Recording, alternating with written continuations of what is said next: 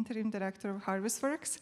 And if you're not familiar with Harvestworks, we are an experimental production space where independent ideas become real. We exist to support artists by providing the time, tools, and collaborators needed to create new work. Over the years, and I would say we're celebrating a 50th anniversary next year, it's a big deal for small nonprofit arts organizations. And we have supported more than 14,000 artists up to date, and we continue to do so. Your support is essential to us, and thank you once again for being here tonight. Tonight is also a very special evening for me personally, because Maya's performance is first presentation of our 2026 cohort since I officially became the interim director of the organization.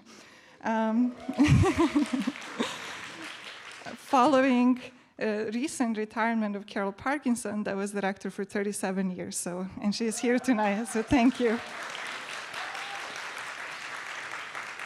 It is my pleasure to introduce Maya Mann and her project StarQuest, which was awarded the 2026 Special Project Award. This award supports artists in developing new and innovative ideas, and it is designed to encourage risk-taking, experimentation, and the development of projects that push artistic and technical boundaries in a meaningful way. StarQuest is a generative, software-based body of work that dives into high-stakes world of youth competitive dance. It is inspired by Maya's own childhood as a competitive dancer, and the performance lecture is integrating generative work, online content, and choreography to explore the parallels between competitive dance culture in America and today's algorithmic ecosystem that encourages quantifiable performance of self. This performance was actually previously co-presented by Triple Canopy and Feral File, and tonight's presentation directly follows Maya's solo exhibition at Bitforms Gallery, which closed on May 2nd. Last Saturday in New York City. I'm also very excited that following the performance lecture, we are really grateful to have Christian Paul that would lead the conversation with Maya, and please stay after the performance, it will be absolutely worth it. Christian is a curator of digital arts at the Whitney Museum of American Art and professor emerita at the New School. She is recipient of 2023 Media Art History International Award, amongst many others that I'm not going to read. Also, her books are absolutely essential in media history and I would say media archaeology as well, including digital arts and companion to digital arts. At the Whitney Museum, she recently curated 2 exhibitions that you've probably seen, and one of them is Marina Zurkov exhibition in 2025 and Harold Cohen exhibition in 2024, Aaron, which was one of my favorites. I would also like to take this moment to thank the entire Roulette team that is co-hosting this event with us tonight, and all the wonderful staff and everyone who helped make tonight possible. We're also excited to co-present this evening together, and we hope that this is just the beginning of our collaboration, as we collaborated many times in the past, but just for me personally, it's the first event we're doing together. I would also like to thank Harvestworks interns who are helping tonight and the entire board of directors, and some of them are actually here tonight, so thank you for being here. This event wouldn't have been possible without your support. This program is also supported by Media the Foundation, and I'm gonna pause there, and with that, please welcome Maya Mann and StarQuest. Thank you.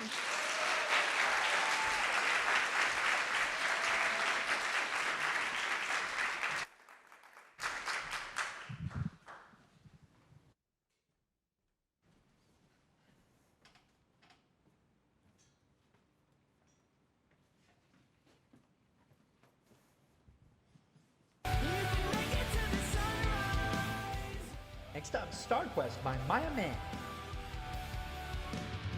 Searching for a way to escape the madness.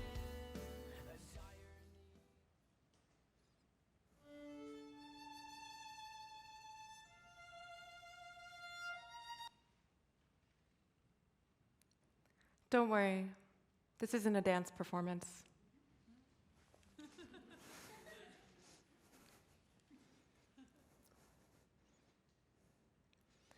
I used to think that I wanted to be a dancer when I grew up, but you don't often end up becoming what you dream of being when you're young. Look at me now, doing this kind of performance for you. Dancers usually began training at a young age, often in the single digits. I personally started taking ballet classes at the age of 3. It's impossible for me to remember the first time that I ever stepped on a stage, just like I can't remember the first time that I ever saw myself on a screen. Performing and imagining myself being watched has always felt like a condition of living for me, rather than an experience traceable to any specific source. This is a still from the pilot episode of Dance Moms, a lifetime reality television show that invites viewers inside the high-intensity competition dance world. In case you're not familiar with the show, I'll play you a trailer from the show's first season. Look at me. Your mother is not your coach. I am the coach.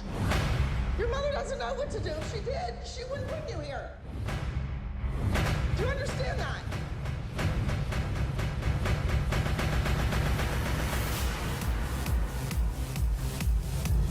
This is where it all starts. We are preparing for the national competition. Moms come from all over to bring their children to me. I can make you or I can break you. They want to be a part of the Abbey Lee Dance Company. What if she fell 13 stories down and died? Huh? Stop crying, it's making it worse. I can't stand her. Go ask your 9-year-old if she likes what she's wearing. I'm the mother. I'm an adult. Act like one. I need to go home. Nobody lives here. How many times did my daughter beat your daughter? Melissa's sneaky and she lies. Christy is just jealous of me and my daughter. I think they're both crazy. I don't really care. You don't need to look good when you got makeup on. I'm the teacher, I'm the mentor, I'm the professional. And if Vivi comes to me and says that she wants to play softball, I'll probably slit my wrist. Watching the show is like watching a car crash happen in slow, sparkly motion. Gleaming glass flying through the air with every aerial and high kick. The show's meteoric rise in popularity can be attributed to how it showcased true talent alongside the theatrics endemic to reality television. When the show first aired, the cast, all young girls, were between the ages of 6 and 13. This gives a very uncanny quality to their talking head interviews. I imagine the interviewer as a ghost in the machine, puppeteering the dancer with leading prompts. Suck it up. I don't want to see those tears. I love dancing, but I don't want to go on Broadway. All I want to do is just stay home and eat chips. That's Mackenzie, age 6, in season 1, episode 4. Unlike other reality shows that focus on adults, Dance Moms immediately appealed to kids, especially to kids like myself, who grew up dancing as a competition dancer. Next up, senior solo modern, age 17 to 19, entry 304, Maya Man, The Rose. Searching for a way to escape the madness, a dire need for change. Like the Girls on Dance Moms, which takes place in Pittsburgh, Pennsylvania, I also grew up in Pennsylvania. My hometown, Mechanicsburg, sits at the center of the state, well outside any possible cultural bleed from Pennsylvania's 2 biggest cities. I spent nearly every night after school training in ballet, jazz, contemporary, hip-hop. I wanted so badly to be good, but even more than that, I wanted so badly to be liked. Stomach, your stomach up. Arabesque. Straighten that knee. Come on. Dancers are trained to hold their bodies with the expectation that they will be perceived and judged.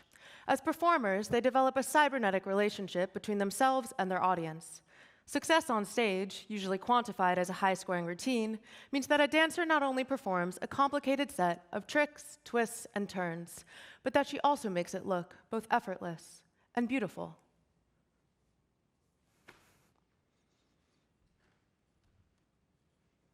A dancer's energy should be magnetic on stage. She should be charming. She should be smiling. I often wonder if this is why I felt so comfortable when I first started posting online. Initially, I would upload videos to YouTube, then I would post photos on Facebook, and finally, I would post photos on Instagram. The type of performance that these platforms encouraged and the quantifiable feedback I would get in the form of likes, comments, and shares felt very natural to me. Posting felt like performing choreography. In a doodle of mine that I found from a notebook that I kept during my first year of high school, I had written, "Dance like everybody is watching." The imposed pursuit of perfection comes up often in descriptions of the young girl's experience. In French collective Tikun's controversial text, Preliminary Materials Toward the Theory of the Young Girl, they declare, "The young girl resembles her photo." They push on, "The young girl is that which is entirely expressible, perfectly predictable, and absolutely neutralized." The ideal competition dancer operates like a virtual simulation. The young girl on stage performing her routine flawlessly over and over and over and over again. In the second episode ever of Dance Moms, titled Wildly Inappropriate, Coach Abby Lee Miller choreographs a dance for her dancers called Electricity. In it, when the dancers come out showing off their costumes to the mothers immediately stiffen, commenting that the costumes look too sexy. Just embarrassing for our daughters to be up there dressed like that. They look like prostitutes. That's Christy, Chloe, age 9's mother. When Chloe's asked what she thinks about the costume, she replies, "I love it," and strikes a pose. To the mothers, these costumes clearly over-sexualize this group of preteen girls, but to the girls, it's pure fun, as they dance on stage, dutifully performing choreography that includes butt slapping and the synchronized opening and closing of their legs. A pop singer coos over the soundtrack. "Can you feel it? Can you take it? Baby, it's so electric, so come and play with me." My Maddie doesn't even know what sexy means. I mean, she just is dancing cute and shaking her little butt, and she just enjoys it. That's Melissa, Maddie, age 8's mother. When I was younger, I saw dance as my greatest passion. It was a pursuit that I earnestly enjoyed. I felt like an athlete, not a showgirl in my sequin tops and jazz skirts and jazz shoes. But now that I'm older, I can see how blurry the line between those two things became in the competition dance universe. Thinking about it in hindsight elicits a sense of shame in me, rooted not in the costumes or the choreography or in the music, but really in the way that this specific slice of my biography clearly exposes me as girl, a label I very quickly learned situates itself in direct conflict with my desire to be seen as smart. When I was in high school, I posted a photo to Instagram of myself performing a solo on stage at StarQuest dance competition. In it, my hand stretched my legs up to my head, positioning my body in a standing split. A friend of my boyfriend at the time took a screenshot of this image, photoshopped my boyfriend's face between my legs, and sent it around to him and all of his friends. They showed it to me and laughed, and I told myself to laugh with them, too. With over a decade of distance from my last dance competition, I can now clearly see how this environment taught me to render myself consumable. It showed me that there was not power, but capital to be gained by becoming an object for entertainment. It trained me to be the perfect social media user, someone who can post and try to make it look effortless, seamlessly embodying the qualities required of the online stage. There's something so humble and heartwarming about this dancer, and I hope she never, ever, ever loses it. How perfectly the culture of competition dance mirrors the current ecosystem imposed on us for self-presentation online. Online, dance on the internet exploded with the advent of TikTok in early 2020. It's no coincidence to me that the two biggest stars at this time, the two people in the world with the greatest number of followers on all of TikTok, were Charli D'Amelio and Addison Rae, two girls who both grew up training as competition dancers in America. Recently, Addison recalls seeing Popcast for the first time and watching Dance Moms. Do you think that, like, that era of dance and focus prepped you for whatever this labor is now? Discipline and routine. And and even stage work. I remember the first time I saw the Dance Moms trailer, I think Paige is doing a chin stand in it with her feet by her face and like over her. And I was like, I have to learn how to do that. This type of training perfectly primes a young girl to employ her moving body as a medium for content production. She knows how to smile out at the anonymous panel of judges and angle herself for a platinum high score. And even better, she can perform a routine 100 different times before selecting just the right one to post and showcase herself. It's also no coincidence to me that both of these girls, Addison and Charlie, like the majority of the cast of Dance Moms, are both white. Often, creators like them on TikTok would become popular for performing dances that were choreographed by other people. Renegade, for example, which is probably the most popular TikTok dance from early 2020, was choreographed by 14-year-old Jelaya Harmon, a black dancer living outside of Atlanta, Georgia. Often on TikTok, dances were ripped out of their original context, remixed, reperformed, and reposted by other people. What mattered on TikTok was not authorship, but one's ability to capture and claim attention.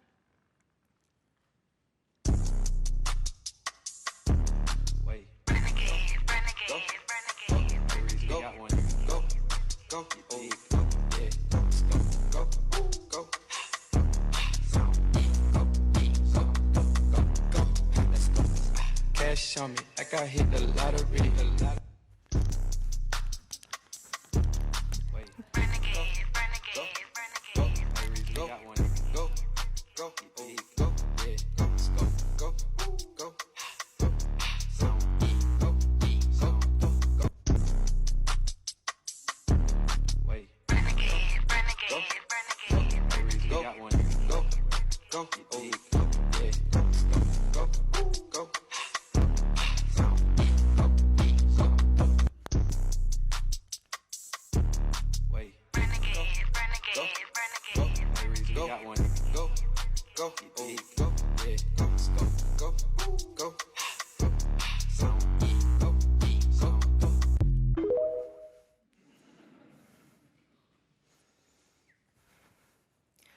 The reward functions that are built into a platform like TikTok and the competition dance ecosystem are crystal clear to me. Train to try to achieve perfection. Measure yourself against a threshold of flawlessness. And if you fall short, go back to the studio and try to mold yourself into a better model for next time. I'm particularly interested in Dance Moms right now for its classification as reality television. Everyone knows that reality television is hyper-staged, twisted, and overproduced, but we still like to watch it with a suspension of disbelief. I've long been interested in words like reality and its peers, real and realistic, in my work.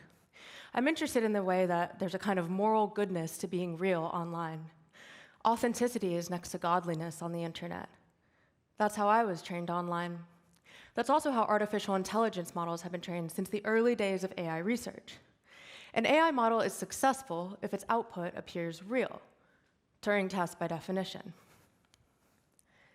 Generative AI models spend thousands of hours reading, watching, looking, studying what is out there that is real and trying to mimic that with its output. The current wave of most popular models for image and video generation are stable diffusion models. These models are trained by starting by looking at real images that are out there, then reducing those images to a mess of pixels and creating a mapping between the two. So, when the model is prompted to create a new image, it starts with a mess of pixels and then slowly reverse engineers that into an image, trying to be similar to what it's seen in its training data set, often using a prompt for guidance.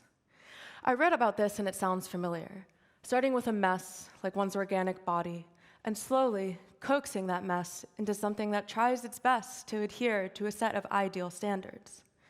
Which is why, after 15 years, I decided it was time to return to Dance Moms. Of course, I started by rewatching the show.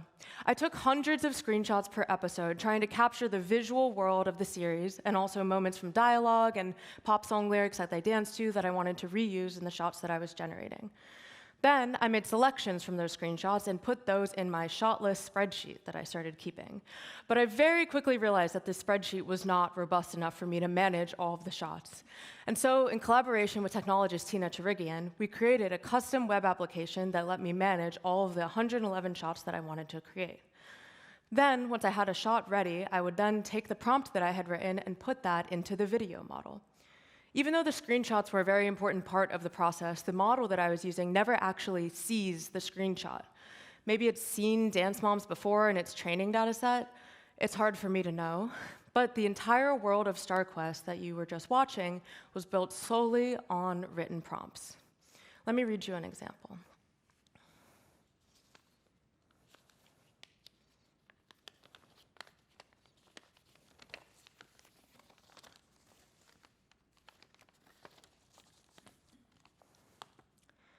An Asian junior dancer performs a lyrical routine on a dance competition stage.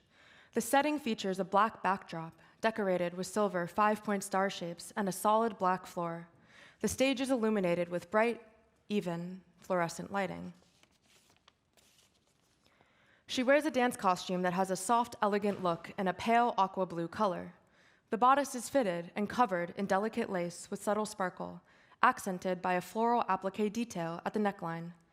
The halter-style straps cross at the front for a graceful touch, while the attached skirt is made of lightweight chiffon that drapes in an asymmetrical cut, shorter in the back and flowing longer in the front. In the back. The look is completed with a coordinating aqua floral headpiece decorated with lace and embellishments, styled to match the costume. The dancer wears tan, slip-on jazz shoes. The dancer begins on one side of the stage, crouched low with arms sweeping out wide. She pushes off the floor and runs 3 strong steps forward, arms streaming behind her before diving into a long sliding reach across the floor, one leg stretched behind and both arms extended forward.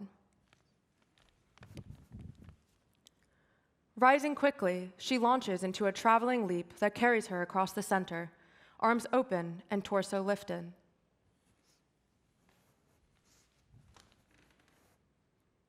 Landing smoothly, she continues moving in big diagonal strides, spinning her body once in a wide circle as her arms spiral overhead.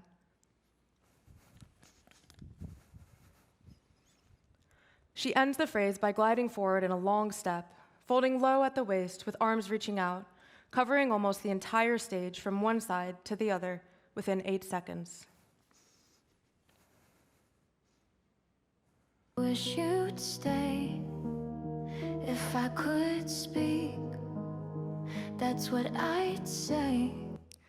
As you can see, it doesn't always turn out exactly like you would expect. In fact, it rarely ever does. For every shot that exists in StarQuest, I generated between 15 and 100 different options. Unlike when working with software, which I do often in my work, and you can run the same piece of code 100 times and get the exact same result, when you run a generative prompt through an AI model 100 times, you'll get 100 different results. Insanity is doing the same thing over and over and over again and expecting a different result.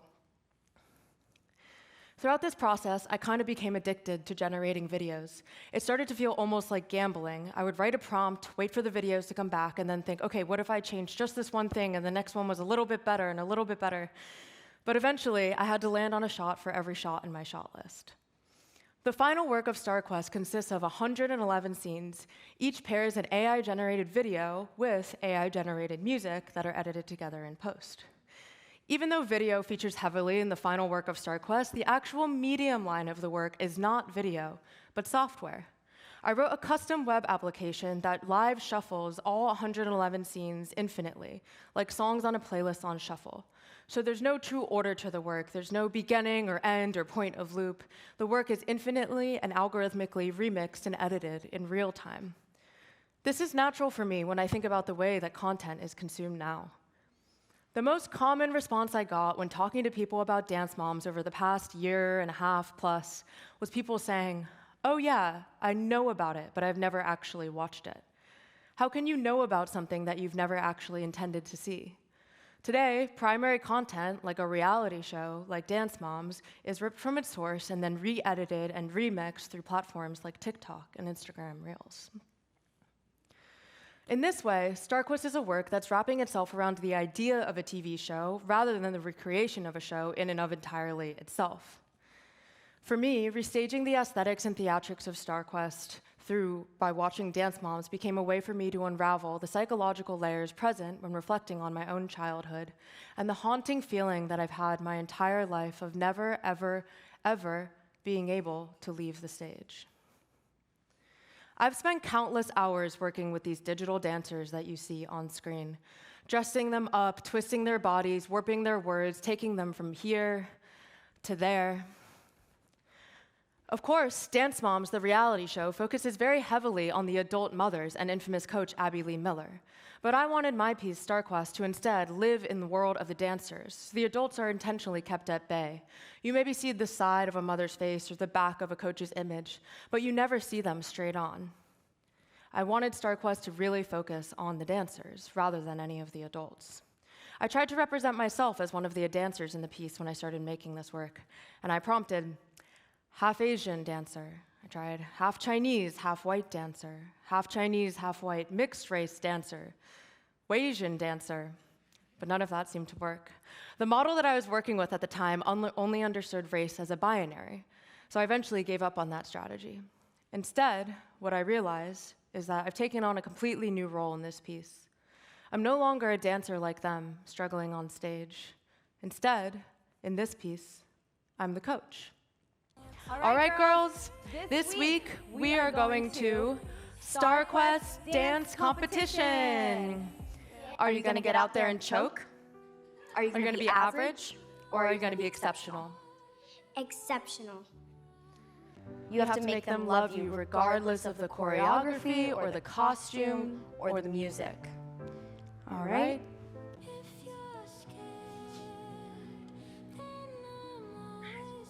Hey, don't panic.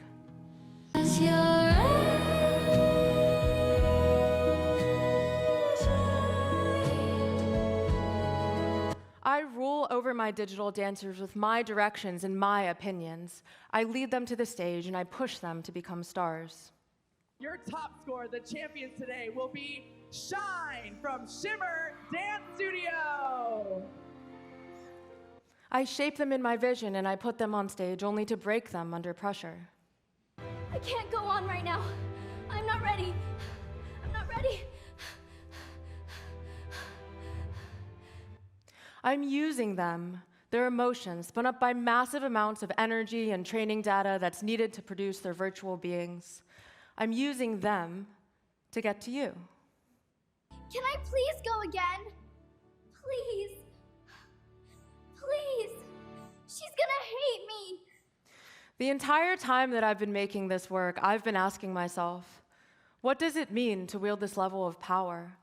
In a world that increasingly mimics reality television theatrics, and images are used as weapons to manipulate political thought, public opinion, and culture, what's real? It doesn't matter what's real. What matters is what's powerful, and who can use that power to win.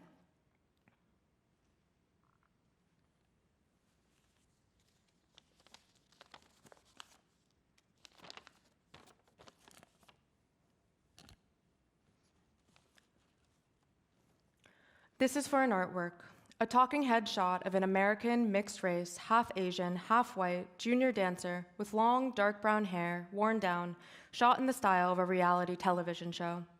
She has her hair parted in the center. She sits facing the camera. She looks satisfied as she says out loud, "None of these girls exist, but they are designed to showcase something I believe to be true about reality today. No music, only her talking." She's wearing a black warm-up jacket with a rhinestone star shape on the front.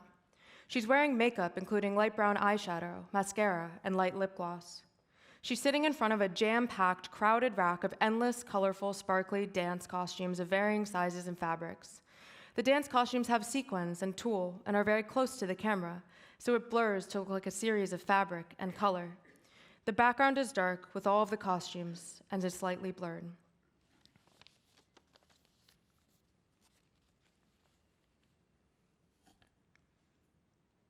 None of these girls exist, but they are designed to showcase something I believe to be true about reality today. Welcome to StarQuest Dance Competition, where every user is an aspiring star performing her solo on stage. I'm playing coach and I'm asking you to picture her.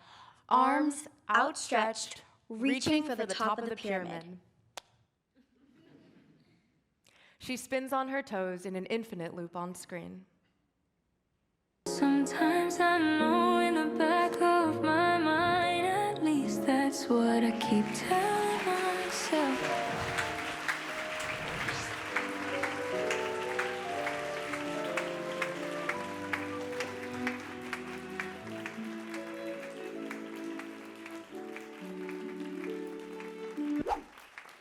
Thank you for coming.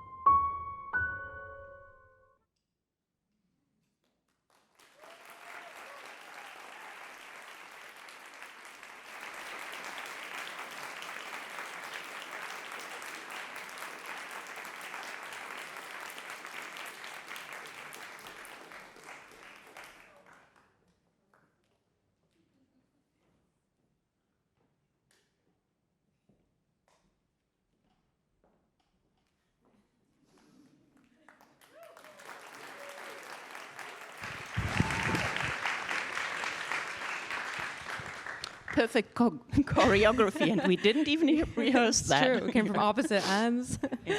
It's good. Yeah. Thanks so much for coming, everyone, and thanks so much for a terrific performance, Maya. I had the privilege of seeing it for the second time tonight. And we have very little time, but want to talk a little bit about the performance and give a bit of background, and then maybe we have a few minutes for questions from the audience. So I want to get started before we dive into the work itself with establishing a little bit of background with your practice in general. Many people know you as someone who has explored online identity, performing the self on the internet. Maya on the internet literally is your handle, of course. And you also built some connections in this piece, of course, between dancing and online performance. But can you talk a little bit more about how this piece fits in with your practice in general? Yeah, so much of my work is about performance online and the performance of self, and it feels so obvious to talk about now that I've just been making this larger body of work that's about growing up as a competition dancer. But most of my work is really interested in seeing the online space as a stage and thinking about the mechanics at play when you're trying to represent a self.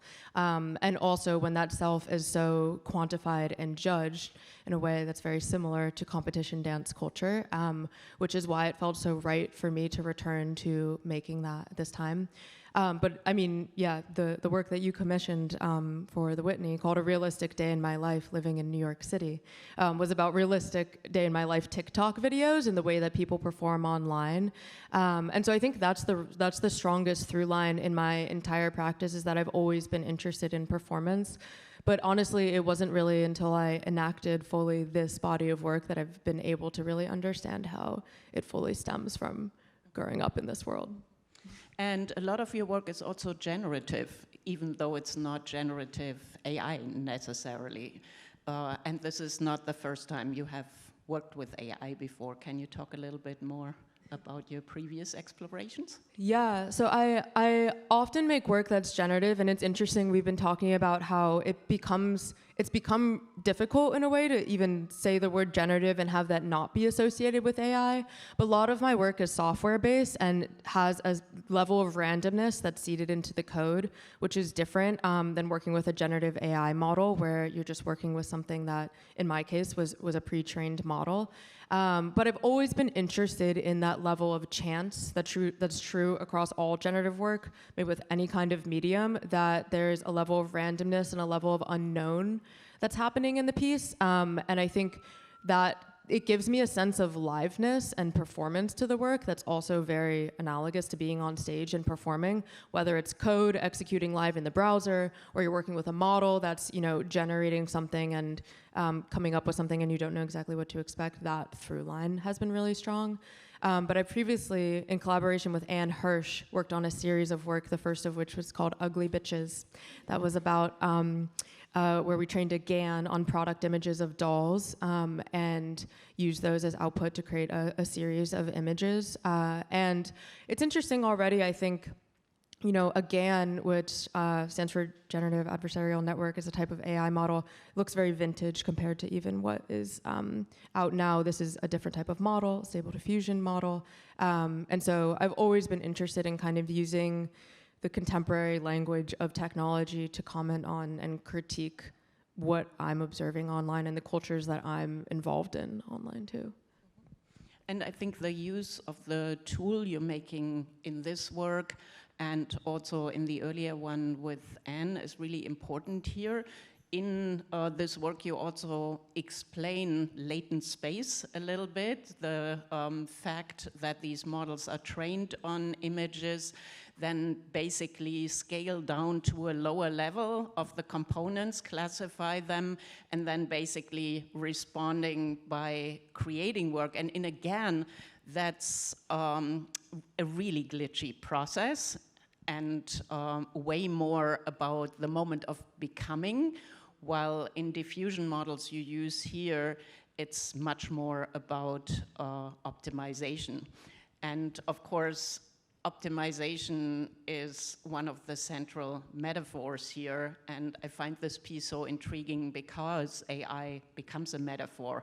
Can you talk a little bit more about that and the different ways in which AI functions as this metaphor in StarQuest? Yeah, no, I was really, when I started out making this piece, that's really what clicked for me, was this way of thinking about the AI model, that through its process of training, it's working so hard to optimize and be perfect, like everything it's seen out in the world through its training data set, but it's always inevitably failing or falling short, which to me is very analogous to the experience of the dancer, where you spend so much time training, you even use the same language, to try to perform in this perfect, idealized way, but inevitably you're always failing or falling short of where you want to be. And that zooms out, I mean, I think a lot about optimization in our current culture at large too, where we're always trying to hyper-optimize every part of our life and inevitably failing at it. And I think that's something that's very intrinsic to internet culture, and especially social media platforms, is that feeling too. So it became kind of this perfect way for me to conceptually represent that process through the technology that I was using. So for me, using the AI model is really crucial and necessary as part of the work. It wouldn't be the same work conceptually had I, shot it live action. But it's also been interesting showing the work. My show just closed at Bitforms, and there were many people who came to the show who at first did not even realize that the piece was AI generated. And I think we're at this really interesting moment with levels of literacy around video and people's suspicion of video that's changing very quickly. But it was exciting to kind of be able to have that conversation with people right now. I also wanted to talk a little bit more about that, because the experience of this performance lecture and the installation at Bitforms is very different, in that here you are really deconstructing the process and you're juxtaposing the human with the system, and also in a very vulnerable way, all of which does not happen in the gallery rendition of the work. So can you talk a little bit more about the differences in the experience and audience response you've been getting? Yeah, I mean, it's a really a personal piece for me, and I've been thinking a lot about how to represent that in the work, where to be restrained, but then where to be more vulnerable. And from the moment I concepted this piece, I felt it was important to have this performance element. And even talking about, I talk in the piece that I feel like the coach, but like, are you gonna get out there and choke? Like, that's how I talk to myself before doing a performance, or also even about my own arts practice too.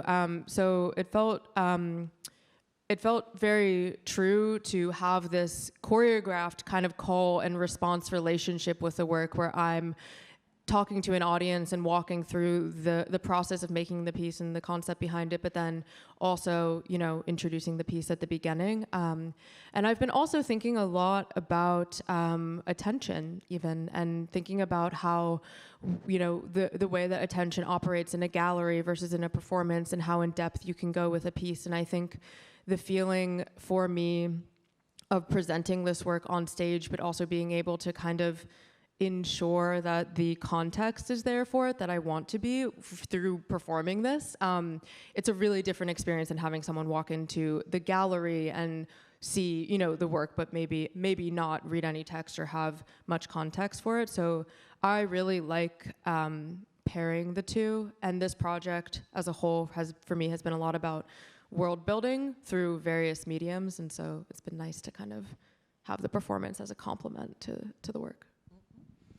And what is, of course, essential to the piece and also the performance, where it's more pronounced, is the glitches that are sometimes happening. You see the occasional 3 legs twirling through the air, or these impossible moments of suspension halfway. So I guess all of this wouldn't work anymore if it actually were perfect. The metaphor would fall apart.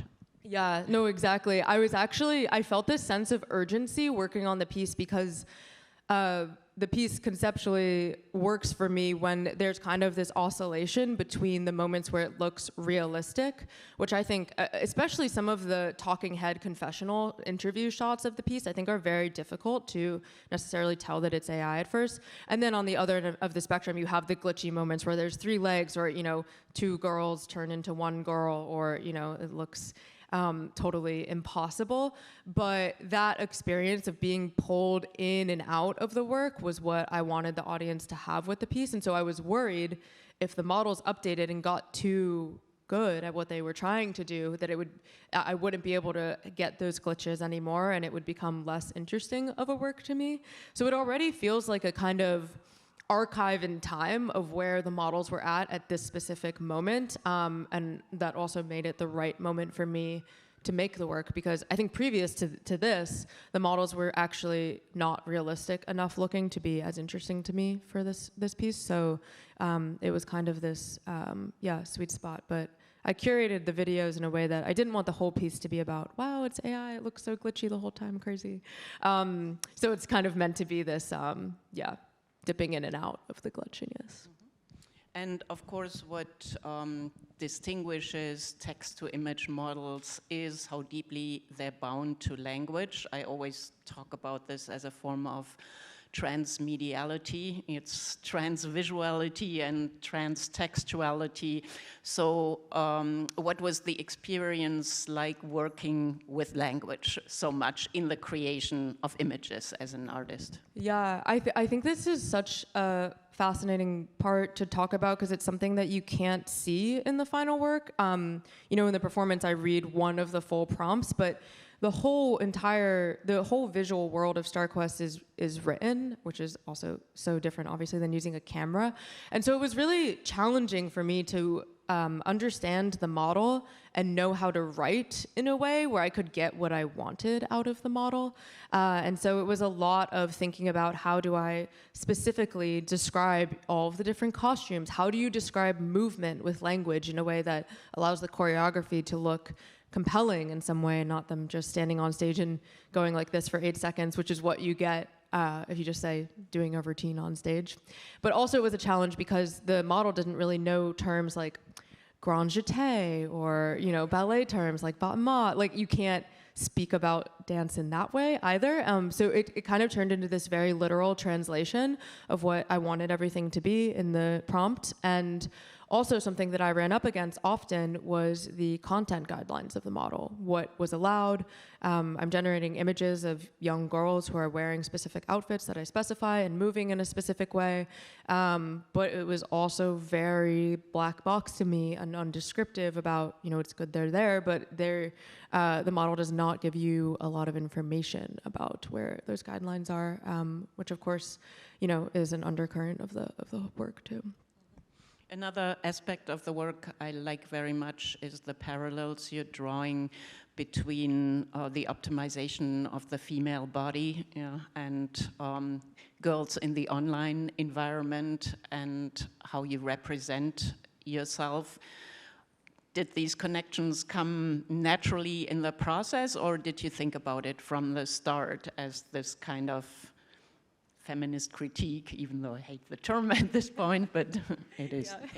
That kind of came early on, the first anything that I put out about this project was an essay that I wrote for a zine called Not Here to Make Friends, which focuses on reality television criticism and writing. And it talks about the idea of Abby Lee Miller, who's the infamous coach in the reality show Dance Moms. It talks about her as the algorithm, and drawing a parallel between her and the way that she's really intense with her feedback on the dancers, and really, you can tell in the show, they're thinking of her in their minds after their performance. They want to know what she thinks. I would say even more than the judges. And so that kind of parallel to social media platforms was really core at the beginning. And I think because so much of my work deals with thinking through performance on social media platforms, that was the natural link for me. I had taken a long break from making any work that explicitly dealt with dance, I think because it was kind of a sacred and organic art form to me in a way that I until working on this project, I hadn't found a way to tie it in conceptually to my practice in a way that felt really right. But yeah, then when that clicked, that was very clear to me.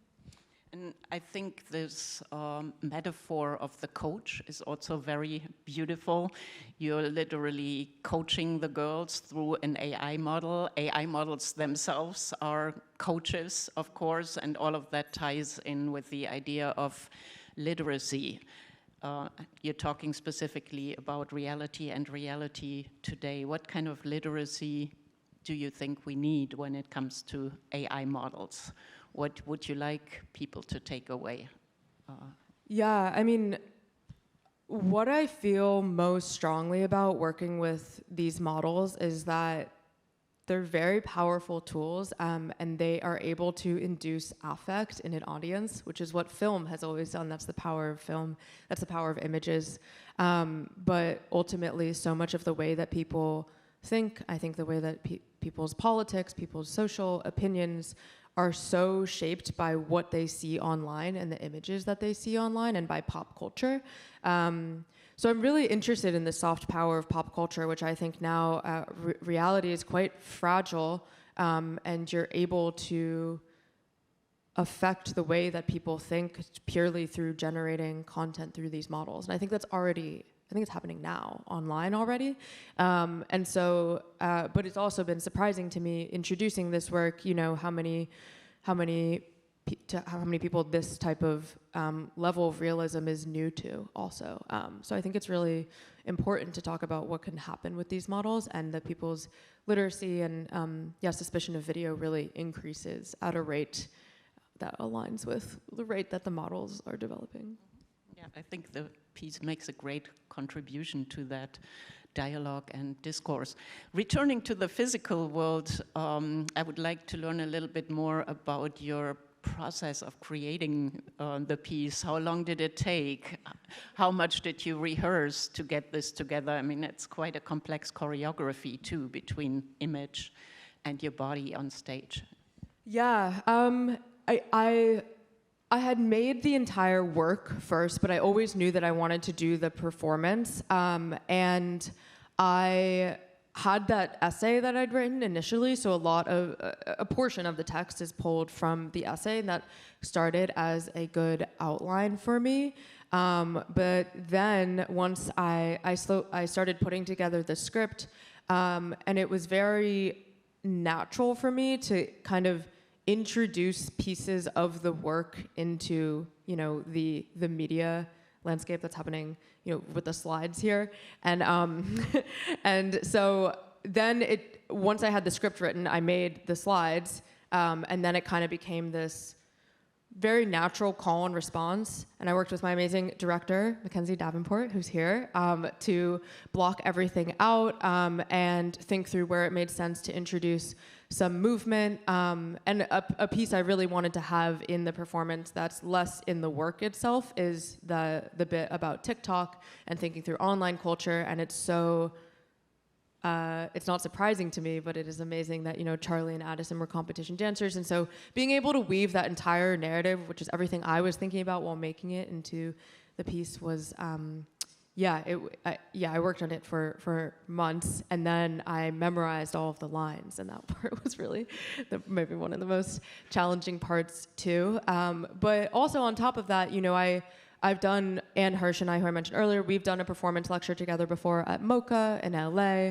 I was in a play by the artist Molly Soda in 2024, and I think I've started to again do a little bit of performance. I haven't been, on stage as a dancer for a very long time, but it's been a scary process for me. I think it's so vulnerable, and you're so exposed on stage in a way that I'm excited for what it has unlocked for me in my work, but it's also really new and very different as a feeling, like we were talking about, than having, an opening and standing next to your work versus being inside of it through performance. And I've felt that I'm able to kind of be really direct with the audience in a way that feels productive, which is kind of the way I feel about posting online sometimes about work too, where you can speak directly to people and tell them about it. So it was a lot of rehearsal, but productive, I think, for me. Since you're mentioning audience, maybe this is a good moment to open it up, and I think we have time for at least a couple of questions. If there are any. You can raise your hand. I think someone will have a mic that will pass around. Yes.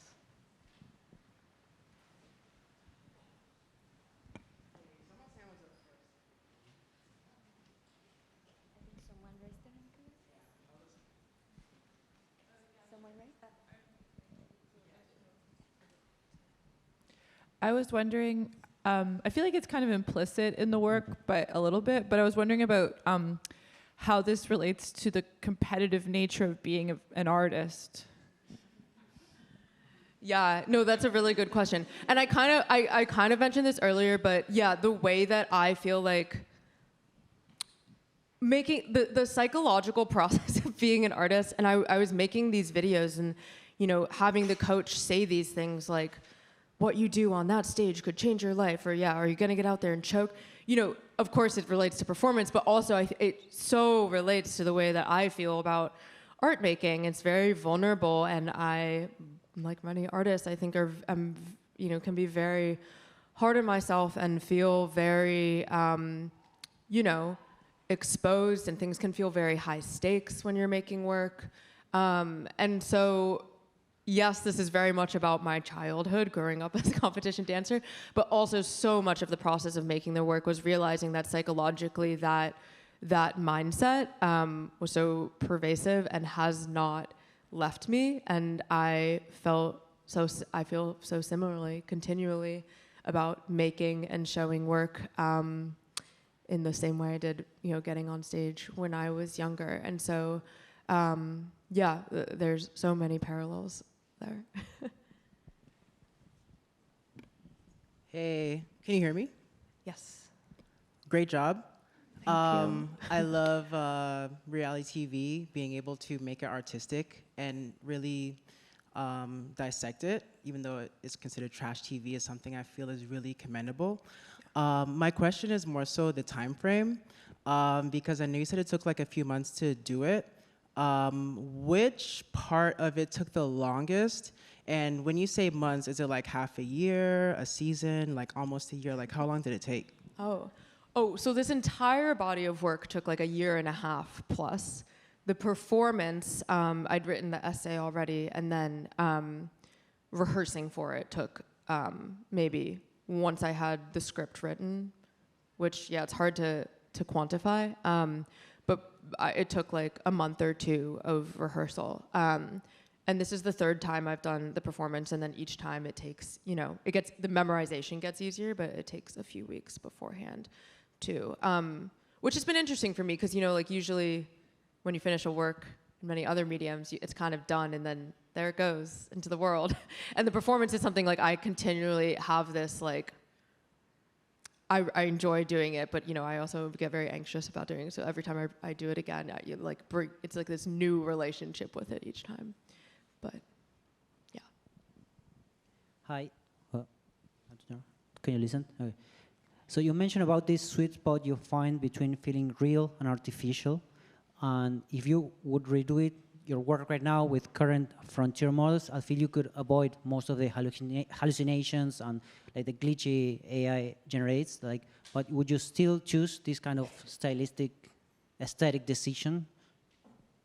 Yeah, I think where the models were at was very much in service of the work conceptually. And so I still would, I wanted to, and I'm glad that I did make the piece when I did, because it was less interesting of a work to me if it looked completely perfect. Hello, this is working? Oh, okay. Yeah, I don't know what you said. I had a question about like, so with this this like era in your work, like, are you interested in like is this something that you want to continue to like develop and keep working with, or is this like you said something about like world building? Like, is this character or this field going to continue into like other ways, similar to like content creators, where they sort of find, you know, like a character that they continue to flow with throughout like their practice? Yeah, I would say that the central themes often stay the same in all of my bodies of work, but I think what was unique about this body of work for me was that I started with the central work, StarQuest, and then built out the performance and the show at the gallery Bitforms, which featured, generative motivational quotes that hang on the walls and works that included fan edits of the theoretical show that is StarQuest. And so these kind of layered elements, and that I really enjoyed doing that because I'm very conceptually driven. So it was nice to kind of live in one universe. So I am interested in taking that methodology and using that in other projects too. Yeah. You talk about the like performative nature of being a dancer, but also a young girl, and I'm curious if you think dancing like exacerbates that, especially in the competition sense. And if you had a daughter, would you let them do competition dancing or not?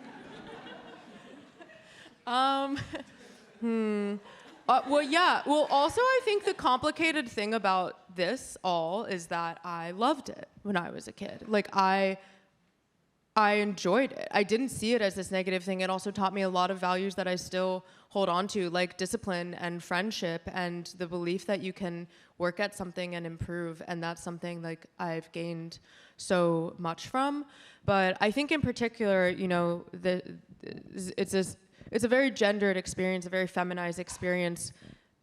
This feeling of constantly watching yourself or working to see yourself from a third-person perspective that I've always felt since I was young, but I think something like competition dance exacerbates because you're spending hours training in the studio and then you're performing on stage and ranked and judged in this way. So I think often when we talk about the idea or the concept of the young girl archetype, even, you know, which is an experience many people have, but it's associated with the idea of the young girl is that, you know, she is working to kind of be a third party that's doing the judging actively while she's living as herself. And I think that's why competition dance in particular is so interesting to me. But yeah, I think, you know, if I had a kid and they wanted to do competition dance, I would let them. Yeah, I think I did it, and I have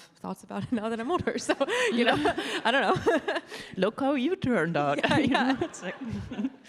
I think we may have, I'm not sure, Ivana, if, one more, okay.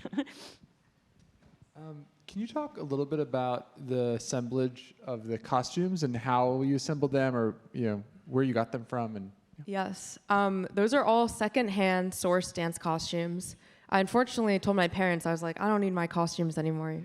Years ago, you can throw them away. But these are all sourced mostly from eBay or Facebook Marketplace, from dance moms who had a kid who went through the system. And they can be really expensive, you know, so I buy them in lots. So you can get like 50, you know, from the kid's whole competition dance career.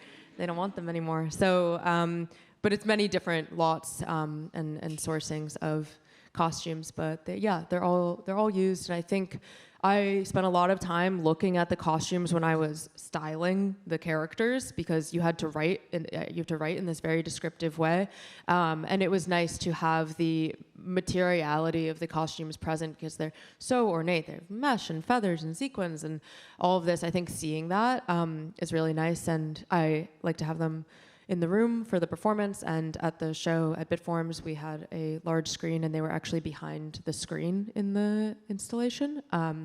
So I think they add some presence, and they, it's nice to be able to see them in the physical world too. Okay, thanks so much, everyone. Thank you so much for coming. Thank you, Christian.